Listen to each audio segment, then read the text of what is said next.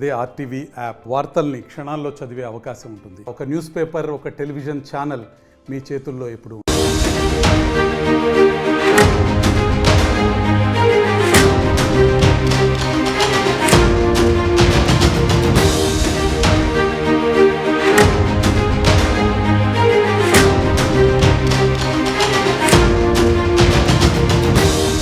Formula ఈ car race కేసులో KTR quash పిటిషన్పై హైకోర్టులో విచారణ సాగింది. కౌంటర్ దాఖలుకు గడువు కోరింది ప్రభుత్వం. మంగళవారం వరకు అరెస్టు చేయొద్దంటూ ఆదేశాలున్న నేపథ్యంలో తదుపరి విచారణ మంగళవారానికి వాయిదా పడింది. కేటీఆర్ అరెస్టు చేయొద్దంటూ మధ్యంతర ఉత్తర్వుల గడువు కూడా కోర్టు పొడిగించింది. ఫార్ములా ఈ కార్ రేసులో కేటీఆర్ A1గా ఉన్నారు. ఈ నేపథ్యంలో తాజాగా ఇవాళ హైకోర్టులో ఆయన క్వాష్ పిటిషన్ విచారణకు వచ్చింది. దీంతో ప్రభుత్వం కౌంటర్ దాఖలు చేయడానికి మరింత గడువు కోరింది. ఇప్పటి వరకు జరిగిన దర్యాప్తుపై ఏసీబీ అధికారులు కౌంటర్ దాఖలు చేయబోతున్నారు. ఈ కేసులో ఫిర్యాదుదారుడైన పురపాలక శాఖ కార్యదర్శి దానకిషోర్ కూడా కౌంటర్ దాఖలు చేయబోతున్నారు. ఇప్పటికే దానకిషోర్ వాంగ్మూలాన్ని ఏసీబీ అధికారులు నమోదు చేశారు. ఈ పిటిషన్పై విచారణ జరగనున్న నేపథ్యంలో ఇప్పటి వరకు A1 KTR, A2 Arvind Kumar, A3 BLN రెడ్డిలకు ఏసీబీ నోటీసులు ఇవ్వలేదని తెలుస్తోంది. వీరందరికీ కూడా నోటీసులు జారీ చేయడానికి కావలసిన పూర్తి స్థాయి సమాచారాన్ని మాత్రం అధికారులు సిద్ధం చేసుకున్నారు. ఈ నేపథ్యంలో తాజాగా హైకోర్టులో కేటీఆర్ క్వాష్ పిటిషన్ ఇవాళ విచారణకు వచ్చింది. మంగళవారం వరకు తదుపరి విచారణ వాయిదా వేసింది కోర్టు. మా కరెస్పాండెంట్ మధు జైన్ అయ్యారు. మధు, కేటీఆర్ క్వాష్ పిటిషన్ సందర్భంగా ఎలాంటి వాదన సాగాయి కోర్టులో? ఎగ్జాక్ట్లీ కేటీఆర్ దాఖలు చేసినటువంటి క్వాష్ పిటిషన్ పైన హైకోర్టులో విచారణ జరిగింది.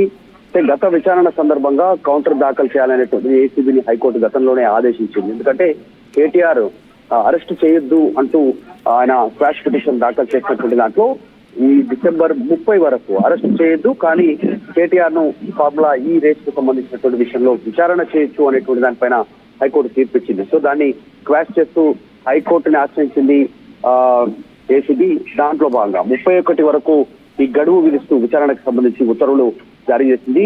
కేటీఆర్ ను అరెస్టు చేయొద్దు 31 వరకు అనేటువంటిది మరొక రోజుని పొడిగిస్తూ నిర్ణయం తీసుకోవడం జరిగింది.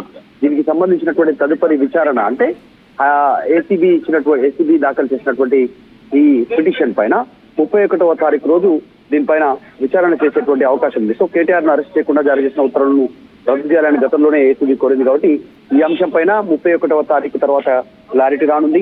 మనం చూసాం ఫార్ములా ఈ రేస్ కి సంబంధించినటువంటి విషయంలో ఆరోపణలు ఎదుర్కొంటున్నారు మాజీ మంత్రి, వర్కింగ్ ప్రెసిడెంట్ కేటీఆర్. ఇప్పటికే రహస్యంగా విచారణ జరిపినట్టుగా తెలుస్తా ఉంది, వాంగ్మూలం రికార్డు చేసినట్టుగా తెలుస్తా ఉంది. ఈ అరవింద్ కుమార్ ఐఏఎస్ ఆఫీసర్ ని ఆయన విచారణ చేసినట్టుగా తెలుస్తా ఉంది. ఒక రహస్య ప్రాంతంలో ఇప్పటికే వీడియో రికార్డింగ్ చేస్తారు. ఆయన అప్రూవర్ గా మారుతాననేటువంటి ప్రచారం ఒకవైపు జరుగుతా ఉంది. అవంతా జరుగుతుండగానే ఆల్రెడీ దానకిషోర్ ఇచ్చినటువంటి ఫిర్యాదు మేరకు దీనికి సంబంధించినటువంటి పెద్ద ఎత్తున విచారణ కొనసాగుతోంది. త్వరలోనే కేటీఆర్ అరెస్టు కానున్నటువంటి చర్చకు సావించినటువంటి నేపథ్యంలో ఆయన హైకోర్టును ఆశ్రయించిన విషయం మనందరికీ తెలుసు. మొత్తానికి డిసెంబర్ 31 కి క్లారిటీ రానుంది కేటీఆర్ క్వాష్ పిటిషన్ పైన హైకోర్టు ఎలాంటి నిర్ణయం తీసుకుంటుందో అనేటువంటి ఒక ఆలోచనతో లీగల్ టీమ్ దీన్ని నిష్టంగా పరిశీలిస్తున్నాయి. Right, thank you Madhu. So counter దాఖలుకు ప్రభుత్వం గడువు కోరింది. మంగళవారం వరకు అరెస్ట్ చేయొద్దంటూ ఆదేశాలున్న నేపథ్యంలో తదుపరి విచారణ కూడా మంగళవారానికి వాయిదా వేసింది. ఫార్ములా ఈ కార్ రేస్ కేసులో కేటీఆర్ క్వాష్ పిటిషన్ వేశారు.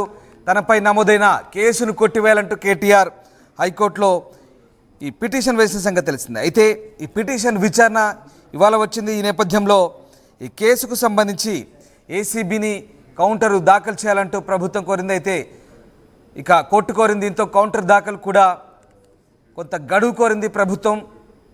తదుపరి విచారణను మంగళవారానికి వాయిదా వేసిన నేపథ్యంలో ప్రస్తుతం ఇక కౌంటర్ దాఖలు చేసేందుకైతే ఏసీబీ సిద్ధమవుతుంది. మరోవైపు ఫిర్యాదుదారుడు దానకిషోర్ కూడా కౌంటర్ దాఖలు చేయబోతున్నారు. తనను అరెస్ట్ చేయవద్దంటూ మధ్యంతర ఉత్తర్వుల గడువును కోర్టు పొడిగించింది. కేటీఆర్ అరెస్టుకు సంబంధించి ఫార్ములా ఈ కార్ రేస్ కేసులో కేటీఆర్ A1గా ఉన్నారు, A2గా అరవింద్ కుమార్ ఉన్నారు, అలాగే A3గా BLN రెడ్డి ఉన్నారు. ఈ నేపథ్యంలో ఈ కేసును ప్రస్తుతం ఏసీబీ చాలా ప్రిస్టేజియస్గా తీసుకొని ఇన్వెస్టిగేషన్ చేస్తోంది. ముఖ్యంగా 55 కోట్ల రూపాయల బదిలీ అంశానికి సంబంధించి ఇప్పటికే ఈడీ కూడా దీనిపై దృష్టి సారించింది. మనీ లాండరింగ్ కోణంలో ఈడీ కూడా ఇప్పటికే దర్యాప్తు ప్రారంభించేందుకు సిద్ధమవుతున్న వేళ తన అరెస్టును నిరోధించాలంటూ కేటీఆర్ హైకోర్టులో వేసిన క్వాష్ పిటిషన్ ప్రస్తుతానికైతే మంగళవారం వరకు వాయిదా పడింది. కేటీఆర్కి ఇచ్చిన మధ్యంతరుల బెయిల్ కూడా మంగళవారం వరకు ఉంది. తదుపరి మంగళవారం నాడు విచారణ సందర్భంగా ఎలాంటి పరిణామాలు చోటు చేసుకుంటాయనేది మాత్రం ఆసక్తికరంగా మారుతుంది. కేటీఆర్కు తిప్పలు తప్పయా, ఏం జరగబోతుంది? ఒకవేళ మంగళవారం రోజు పరిస్థితులు అనుకూలంగా లేకపోతే కేటీఆర్ అరెస్టు తప్పదా అనే వార్తలు వస్తున్న నేపథ్యంలో ప్రస్తుతం ఈ విచారణ సంబంధించి మంగళవారం కొనసాగే అవకాశం ఉంది. తదుపరి విచారణ మంగళవారం రోజు ఏ రకంగా ఉండబోతుంది, ఎలాంటి వాదనలు కొనసాగుతాయి, కేటీఆర్కు అనుకూలంగా ఉంటుందా లేదా కేటీఆర్కు ఇబ్బందికరమైనటువంటి పరిస్థితులు ఉంటాయా, బెయిల్ను పొడిగిస్తారా లేదా కేటీఆర్ అరెస్టు తప్పదా అనే వార్తల నేపథ్యంలో ప్రస్తుతం ఈ అంశం మరింత ఉత్కంఠ రేపుతోంది. మరిన్ని వీడియోస్ కోసం ఛానల్ ని సబ్స్క్రైబ్ చేయండి. లేటెస్ట్ అప్డేట్స్ కోసం వాట్సాప్ ఛానల్ ని ఫాలో చేయండి అండ్ లింక్ డిస్క్రిప్షన్ లో ఉంది.